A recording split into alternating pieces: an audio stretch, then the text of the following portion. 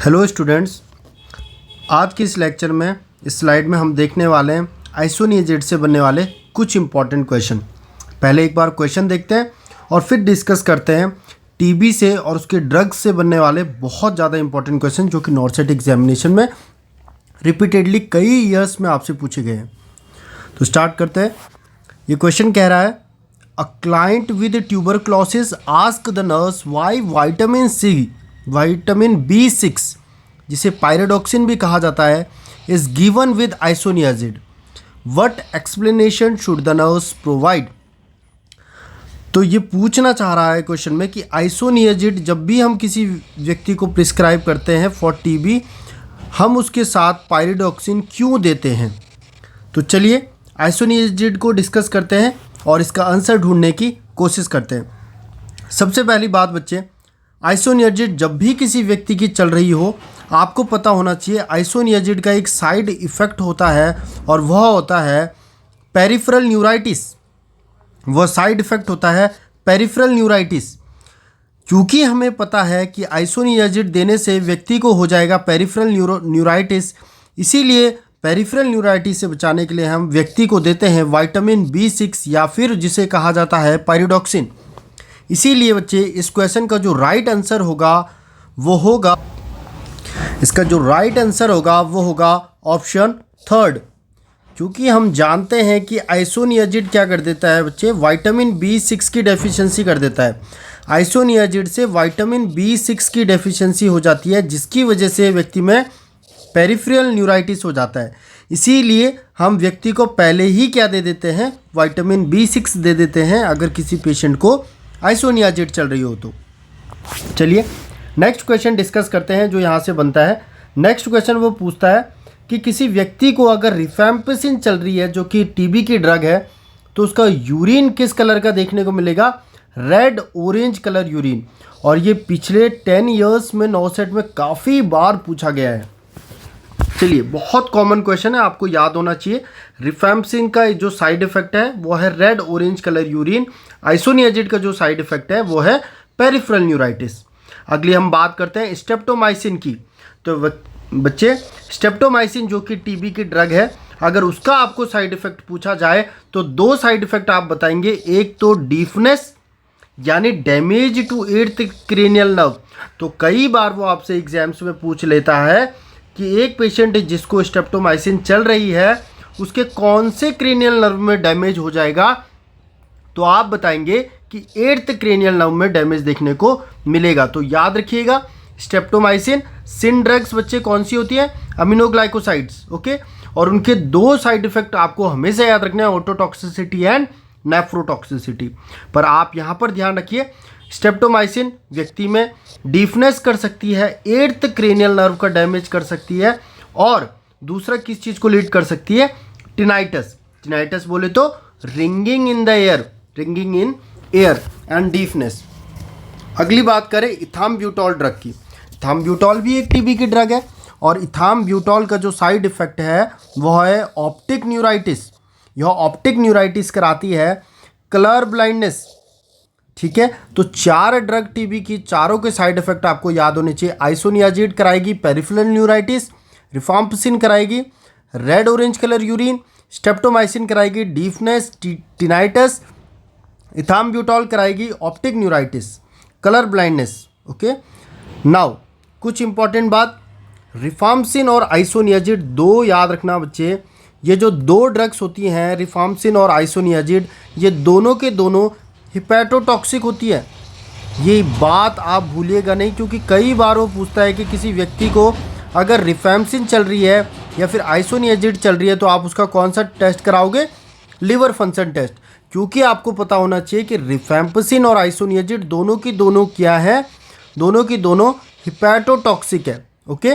Next बात अगर हम करें और आपसे पूछा जाए कि स्ट्रेप्टोमाइसिन क्या है, तो आप बताएंगे बच्चे स्ट्रेप्टोमाइसिन नेफ्रोटॉक्सिक है। रिफाम्पिसिन और आइसोनियाजिड तो हिपैटोटॉक्सिक है, परंतु स्ट्रेप्टोमाइसिन क्या है, नेफ्रोटॉक्सिक, याद रखिएगा। इसीलिए जिस भी व्यक्ति को स्ट्रेप्टोमाइसिन चल रही है उसका आप 1 लेवल चेक करोगे, उसका आप क्रिएट लेवल चेक करोगे। और ये क्वेश्चन तो मैं आपको पहले भी बता चुका हूँ कि किसी भी व्यक्ति में अगर रीनल का स्पेसिफिक फंक्शन पूछा जाए कि रीनल का फंक्शन देखने के लिए आप स्पेसिफिकली किसका लेवल देखोगे, तो आंसर जाएगा क्रिएटिनिन। और क्रिएटिनिन की नॉर्मल वैल्यू पूछी जाती है 0.6 टू 1.2। तो ये कुछ बातें हैं जो आपको यहाँ से ध्यान रखनी है। और यहाँ पर याद रखिएगा स्ट्रेप्टोमाइसिन क्या होती है, नेफ्रोटॉक्सिक, जबकि रिफाम्पिसिन और आइसोनियाजिड दोनों क्या होती है, हिपैटोटॉक्सिक। आइए नेक्स्ट क्वेश्चन की बात करते हैं। तो नेक्स्ट क्वेश्चन में वो पूछ रहा है कि एक व्यक्ति को कीमोप्रोफाइलेक्सिस ऑफ टीबी के कीमोप्रोफाइलेक्सिस के लिए कौन सी ड्रग दी जाती है, उत्तर जाएगा आइसोनियाजिड। याद रखिए कीमोप्रोफाइलेक्टिक ड्रग सारी आपको याद होनी चाहिए। जैसे कि मलेरिया की कीमोप्रोफाइलेक्सिस के लिए अगर कोई आपसे पूछे तो मलेरिया के लिए कौन सी देते हो बच्चे आप, क्लोरोक्विनिन। याद रखिएगा क्लोरोक्विनिन ड्रग आप मलेरिया के प्रोफाइलेक्सिस के लिए देते हो, जबकि टीबी के प्रोफाइलेक्सिस के लिए आप क्या देते हो, आइसोनियाजिड। ओके, नेक्स्ट क्वेश्चन जो आपसे पूछता है वो पूछेगा कि किसी व्यक्ति को जिसको मल्टी ड्रग रेसिस्टेंट टीबी है उसको किन 2 दवाइयों से रेसिस्टेंट हो जाता है। तो बच्चे आप बताना, रिफैम्पिसिन और आइसोनियाजिड, ये 2 ऐसी ड्रग्स हैं जिनसे वह व्यक्ति रेसिस्टेंट हो जाता है, तब हम उसे कहते हैं मल्टी ड्रग रेसिस्टेंट टीबी। और ये टारगेट हाई में डायरेक्टली ये क्वेश्चन पूछा हुआ है कि मल्टी ड्रग रेसिस्टेंट टीबी किन 2 ड्रग से रेसिस्टेंट हो जाता है, रिफाम्पिसिन एंड आइसोनियाजिड से जब वह व्यक्ति रेसिस्टेंट हो जाएगा तब हम उसे कहेंगे एमडीआर टीबी। चलिए नेक्स्ट हम बात करते हैं और जो नेक्स्ट क्वेश्चन है उसको देखने की कोशिश करते हैं। तो वो कह रहा है कि टीबी का जो ऑनलाइन ट्रैकिंग सिस्टम है, ट्यूबरक्लोसिस में जो ऑनलाइन ट्रैकिंग सिस्टम है उसको क्या कहा जाता है, किस नाम से जाना जाता है, और ये नहीं भूलिएगा निक्से। तो टीबी का जो ऑनलाइन ट्रैकिंग सिस्टम है उसको निक्से नाम से जाना जाता है, ये बात नहीं भूलिएगा, ठीक है। तो याद रखिएगा निक्से। जबकि बच्चे इससे मिलता जुलता एक और टर्म है निश्चय। तो निश्चय तो यूज होता है प्रेगनेंसी किट के तौर पे, प्रेगनेंसी किट को कहा जाता है निश्चय, जबकि निक्से कहा जाता है टीबी के ऑनलाइन ट्रैकिंग सिस्टम को। चलिए बात करते हैं नेक्स्ट क्वेश्चन की। तो यह पूछ रहा है कि इथाम्ब्यूटॉल कैसी ड्रग है, तो आप बताएंगे कि इथाम्ब्यूटॉल बैक्टीरियोस्टैटिक ड्रग है। ये बहुत इंपॉर्टेंट क्वेश्चन है बच्चे, क्योंकि ज़्यादातर जो टीबी की ड्रग्स हैं दूसरी वह बैक्टीरियोसिडल होती हैं, सिर्फ और सिर्फ इथाम्ब्यूटॉल ऐसी ड्रग होती है जो बैक्टीरियोस्टैटिक होती है। और इसीलिए ये क्वेश्चन वो डायरेक्टली आपसे नॉर्थ सेट एग्जामिनेशन में पूछ लेता है कि टीबी की निम्नलिखित में से कौन सी ड्रग बैक्टीरियोस्टैटिक होती है, आंसर जाएगा इथाम्ब्यूटॉल। चलिए अगला जो सबसे इंपॉर्टेंट क्वेश्चन है वह है मॉन्टेक्स टेस्ट से। तो आप याद रखना मॉन्टेक्स टेस्ट किसके लिए किया जाता है, टीबी के लिए। मॉन्टेक्स टेस्ट का वो पूछेगा दूसरा नाम क्या होता है, परगुएट टेस्ट, क्योंकि बच्चे इसको वॉन परगुएट ने डिस्कवर किया था, इसलिए इसको परगुएट टेस्ट के नाम से भी जाना जाता है। अब आप देखेंगे जब आप इसमें गौर करेंगे तो पहला जो क्वेश्चन यहाँ से बनता है वो तो ये बनेगा टीबी के लिए मॉन्टेक्स टेस्ट या फिर उसका दूसरा नाम परगुएट टेस्ट। थर्ड क्वेश्चन बनेगा कि मॉन्टेक्स टेस्ट को कितने घंटे के बाद पढ़ा जाता है, तो आफ्टर 72 आवर्स, 72 आवर्स के बाद आप मॉन्टेक्स टेस्ट को क्या करोगे, स्टडी करोगे। बहुत इंपॉर्टेंट क्वेश्चन है। और उसके बाद अगर कोई नॉर्मल पर्सन है तो उसमें कितने से ज़्यादा इन ड्यूरेशन होगा कि हम उसको पॉजिटिव बोलेंगे, 10 mm।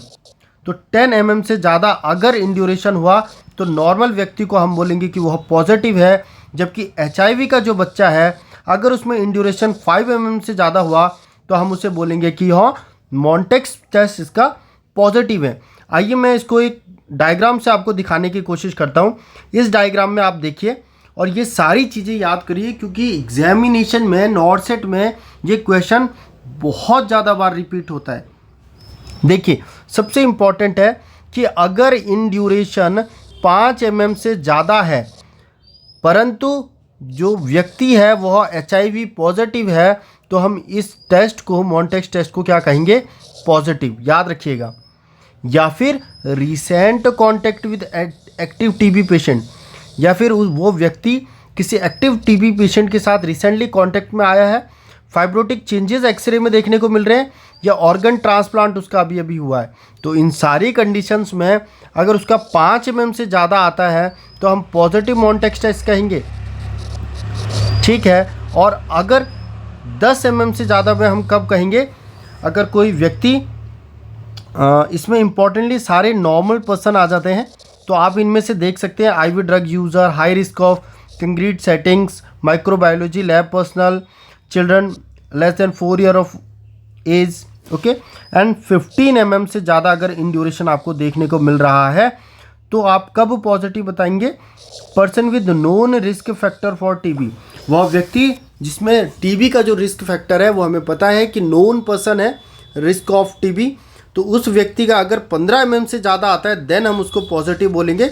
और यहाँ से याद रखिएगा कि कोई ऐसा बच्चा या कोई ऐसा व्यक्ति जो HIV पॉजिटिव है उसमें हम मोन्टेक्स टेस्ट तभी बोल देंगे जब इन ड्यूरेशन 5 mm से ज़्यादा होगा, ठीक है। और नॉर्मल पर्सन में 10 mm से ज़्यादा होगा तो इन ड्यूरेशन पॉजिटिव बोलेंगे या मोन्टेक्स टेस्ट पॉजिटिव बोलेंगे।